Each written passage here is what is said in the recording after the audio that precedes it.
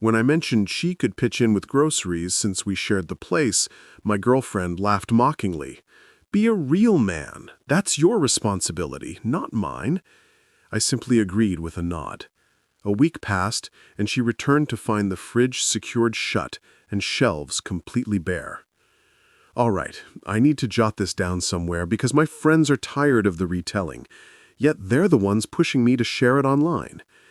Everything exploded over a missing dozen eggs, or more accurately, their absence. My former girlfriend, Valerie, and I had cohabited in my condo for just over 12 months. The setup seemed clear-cut, or so I believed. I run a modest yet thriving building firm. My days are long and demanding, but the income is solid. Valerie worked as a self-employed visual artist, which basically meant she owned a computer, carried lingering student debt from design school, and strongly disliked any fixed workday. Upon moving in, we discussed terms. I explained I'd gladly handle the financial load, paying rent, bills, vehicle loans. That's my nature. A guy looks after his household. In exchange, all I requested was that she oversee the home front, maintain tidiness, ensure meals were available, essentially act as a true teammate. She consented. She claimed to adore the concept of a contemporary yet classic partnership. The issue was Valerie's take on contemporary classic was strictly unidirectional. She embraced being an independent, empowered lady who refused male constraints unless it involved his bank account. Her go-to subject was systemic oppression and how it trapped females in household drudgery, often raised while lounging on the sofa, browsing social feeds as I prepared supper after a 12-hour shift. She wielded equality arguments as a barrier against any duties, all while demanding I embody the ultimate old-school breadwinner. The double standard was palpable, like a dense fog. I tolerated it far beyond reason. Why? Because initially she differed. She appeared motivated, witty, and self-sufficient. The demanding, idle version emerged gradually, like a structure shifting unevenly. I convinced myself the original Valerie lingered beneath. I was mistaken. The tipping point arrived on a Thursday. I returned from a worksite, grimy and drained. Anticipating a warm dinner, I checked the refrigerator. It was desolate. A nearly spent ketchup bottle, one wilted lemon, and almond milk with mere drops remaining. Shelves mirrored the emptiness, featuring crumpled chip bags and a couple of bean tins. Valerie lounged in the den, focused on her supposed inspired venture, which resembled browsing e-commerce. "Hi," I said, masking my fatigue. "The house lacks any edibles." She barely glanced up from her screen. "Yeah, I plan to shop, but I entered a deep creative zone. You understand?" "No, I don't," I replied, my stored patience finally cracking.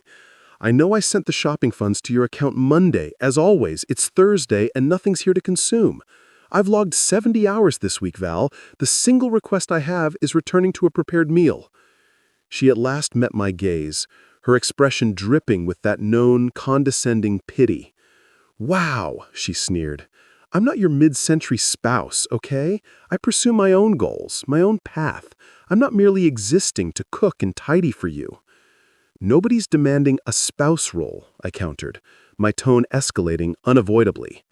"I'm requesting you fulfill our basic agreement. I fund it all, you keep the home operational. It's meant to be collaborative." And then she uttered it. The phrase that collapsed the flawed foundation. She rose, palms on her waist, glaring with raw scorn. "Oh, apologies? Is supporting your girlfriend beyond your capacity?" "You're correct," I stated, my tone unnaturally steady. "My error." I pivoted, entered the bedroom, and shut the door, leaving her there, arrogant and victorious. She believed she'd prevailed. She assumed she'd reminded me of my role. She was unaware I was preparing to impart a prolonged, thorough, and costly tutorial on the real definition of duty. Update 1. The following day, I skipped work. I informed Valerie I headed to a project across the state and would return late. She hardly acknowledged, immersed in her digital realm. "Sure, enjoy," she muttered. My initial destination wasn't a project. It was a home improvement shop. I purchased a robust keyed latch and hinge for the refrigerator. I acquired fresh, keyed locking handles for each cabinet and storage door in the cooking area. The total came to around $200. It ranked among my wisest investments. My next halt was the supermarket. I embarked on an epic buying expedition akin to film scenes. I selected premium ribeye cuts, fresh-caught salmon, organic produce, artisanal cheeses, specialty brews, a bottle of aged 25-year scotch reserved for milestones. I loaded 2 carts to the brim. The bill exceeded $1,000 for top-tier provisions. At the condo, I began installation. It required under 60 minutes to fit the new fittings. The fridge featured a sturdy metal hinge, bolted in place with a solid padlock fastening the doors. Every cabinet, from dishware holders to the dry goods storage, now boasted gleaming new locks. Only I possessed the keys. Then I stored the purchases. I filled the fridge and shelves until overflowing. The cooking space resembled a luxury grocery, a haven of exquisite, tempting, and utterly unreachable meals. Once finished, I settled at the cooking table and composed a file. It was a financial plan, a precise breakdown of all costs in our joint existence: the lease, power, auto financing, coverage, food, her media subscriptions. At the base, I listed the total monthly expense for the routine she assumed. Beside it, her input: nothing. I placed the plan on the cooking table, pocketed my fresh keys, and departed. I passed the remainder of the day at my workshop, accomplishing actual tasks, feeling unburdened and sharper than in ages. I arrived home near 8 that evening. The apartment scene matched my predictions. Valerie stood centrally in the cooking area, her expression pure wrath, flanked by her 2 closest allies, equally self-absorbed and unhelpful women named Chloe and Jessica, who gawked at the secured shelves in stunned horror. "What is this?" Valerie yelled upon my entry. "What have you done to my cooking space?" "My cooking space?" I rectified calmly, placing my tool bag down. "And I've merely protected my property." "You attached a padlock to the refrigerator," she wailed, her pitch reaching inhuman levels. "This is madness. This is controlling." I approached the cooking table and lifted the plan I'd left. "This," I said, displaying it, "is a financial outline. It details the household operation costs. And this," I indicated the secured shelves, "is what the payer enjoys." I retrieved my keys, opened the storage, and removed pasta and premium tomato sauce. I unlocked the fridge and grabbed ground beef. "But what do I eat?" she demanded, her tone blending fury and real bewildered fear. I eyed her, then her allies, who stared as if I'd sprouted another limb. I offered a courteous, vacant grin. "Yesterday, you provided a crystal-clear role outline. You stated, 'My duty as a man is to provide.' You're accurate. Providing is my role. So, I've supplied this for myself. Your role, as a capable, self-reliant, modern lady uninterested in mid-century duties, is to sustain yourself. So, begin." I faced away and prepared my meal. Their stammering, furious outbursts were the finest enhancement imaginable. Update 2. The household conflict that ensued was spectacular. Valerie and her allies, after roughly an hour of futile yelling and a botched attempt to force the fridge lock with a hairpin, withdrew to the den for strategy. Their genius tactic emerged as a massive online defamation drive. Valerie uploaded an extended emotional social post featuring a moody grayscale image of the locked refrigerator. She described her economically controlling and domineering partner, allegedly attempting to famish her. Chloe and Jessica reposted promptly, appending notes on my harmful dominance and insecure masculinity. They expected public shaming to force compliance. They anticipated their digital crowd to denounce me. They misjudged their opponent entirely. My followers numbered a few hundred, mainly trade colleagues, customers, and relatives unaffected by emotional posts. As they waged virtual battles, I advanced in the physical. The subsequent morning, with Valerie asleep, I escalated. I confiscated her vehicle keys. Her stylish compact SUV was financed, like her lifestyle, under my name. I was the main signer. She was merely listed as a driver. I transported it to my own locked garage across town and stored it in a vacant bay. Then I contacted the finance firm. I clarified my status as primary holder and revoked the now ex's authorization. I noted the car was safe and inquired about delivery preferences. Back home, I persisted in deconstructing her cushy setup. I terminated her additional charge card. I updated logins for joint video, streaming, and shopping services.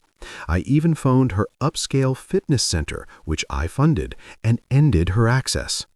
She arose near midday to discover her vehicle missing and a short civil message on the cooking table. Since our relationship has ended, I've arranged return of the financed vehicle in my name. As a former associate, I recommend securing other transport. Regards, David. The ensuing breakdown was epic. The shouts, tears, claims. It echoed the prior evening, magnified immensely. Her allies. The ensuing 30 days served as a gradual, arduous tutorial for Valerie on practicality. She lacked transport, funds, and soon shelter. Her allies, eager for online fury, grew unavailable for actual aid. Chloe cited pet allergies. Jessica claimed limited space. Her folks, with whom ties were tense, were the final option. They permitted a return to her old room reluctantly. They insisted her easy days were ended. She'd need steady employment and contribute rent. Final update. It's been 12 months. I'm in my condo's den, a now serene, orderly, solely mine domain. Wall decor is my selection. Fridge contents are my purchases. It's tranquil. The separation from Valerie, actually, the removal, as we weren't wed, was uneventful. She vacated after 30 days, leaving disarray. She contested some furnishings, but my proofs of purchase for each negated her. Her path, per mutual contacts, involves tough realities. She remains with parents. She liquidated luxury attire and accessories for a deposit on her own far more modest unit shared with 2 others. She serves coffee at a cafe, a role she loathes. Her artistic visions are paused indefinitely by bill obligations. Her online profile has faded. The chic, effortless persona yielded to a sour woman sharing indirect jabs at disloyalty and harmful males. Her followers, missing the lifestyle inspiration, departed. I encountered her once, months back, at an eatery with associates. She was serving. Upon spotting me, she blanched. She spoke to her supervisor and vanished backstage, replaced by another. My associates remained oblivious. My retribution wasn't a dramatic peak. It was deliberate, systematic, and pragmatically harsh. I avoided outbursts. I honored her words. She sought modern independence. I eliminated the barriers, specifically my full monetary and effective backing, blocking her progress. She demanded I act manly. I did.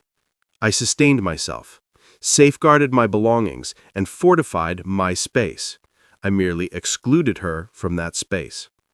And that, evidently, teaches accountability. No ideology can match.